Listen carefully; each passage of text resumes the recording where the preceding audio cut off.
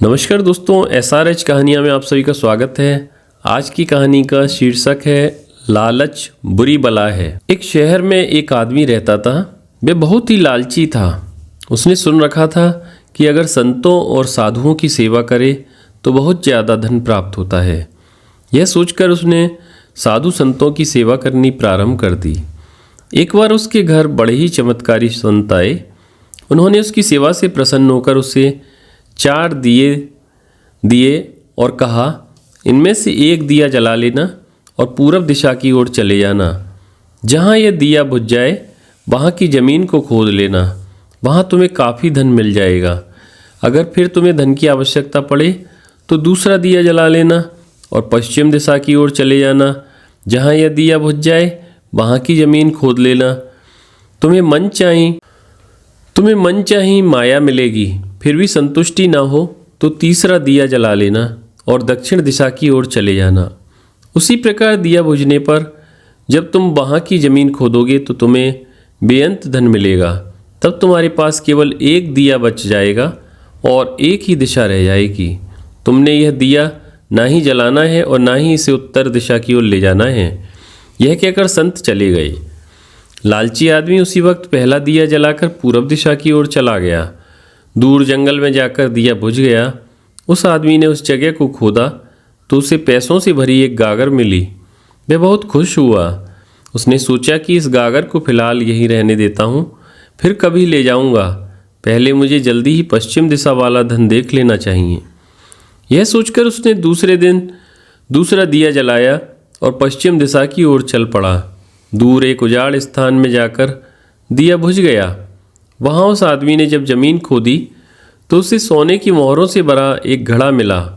उसने घड़े को भी यही सोचकर वहीं रहने दिया कि पहले दक्षिण दिशा में जाकर देख लेना चाहिए। जल्दी से जल्दी ज़्यादा से ज़्यादा धन प्राप्त करने के लिए वह बेचैन हो गया। अगले दिन वह दक्षिण दिशा की ओर चल पड़ा। दिया एक मैदान में जाकर बुझ गया। उसने वहाँ की ज़मीन खोदी तो उसे हीरे मोतियों से भरी 2 पेटियाँ मिली। वह आदमी अब बहुत खुश था। तब वे सोचने लगा, अगर इन तीनों दिशाओं में इतना धन पड़ा है तो चौथी दिशा में इससे भी ज़्यादा धन होगा। फिर उसके मन में ख्याल आया कि संत ने उसे चौथी दिशा की ओर जाने के लिए मना किया है। दूसरे ही पल उसके मन ने कहा, हो सकता है उत्तर की दिशा की दौलत संत अपने लिए रखना चाहते हों। मुझे जल्दी से जल्दी उस पर भी कब्जा कर लेना चाहिए। ज़्यादा से ज़्यादा धन प्राप्त करने के लालच में उसे संतों के वचनों को दोबारा सोचने ही नहीं दिया। अगले दिन उसने चौथा दिया जलाया और जल्दी जल्दी उत्तर दिशा की ओर चल पड़ा। दूर आगे एक महल के पास जाकर दिया बुझ गया। महल का दरवाज़ा बंद था। उसने दरवाजे को धकेला तो दरवाज़ा खुल गया। वह बहुत खुश हुआ। उसने मन ही मन सोचा कि यह महल उसके लिए ही है। वह अब तीनों दिशाओं की दौलत को भी यहीं लेकर आकर रखेगा और ऐश करेगा। वह आदमी महल के एक एक कमरे में गया। कोई कमरा हीरे मोतियों से भरा हुआ था। किसी कमरे में सोने के कीमती से कीमती आभूषण भरे पड़े थे। इसी प्रकार अन्य कमरे भी बेअंत धन से भरे हुए थे। वह आदमी चकाचौंध होता जाता और अपने भाग्य को शाबाशी देता।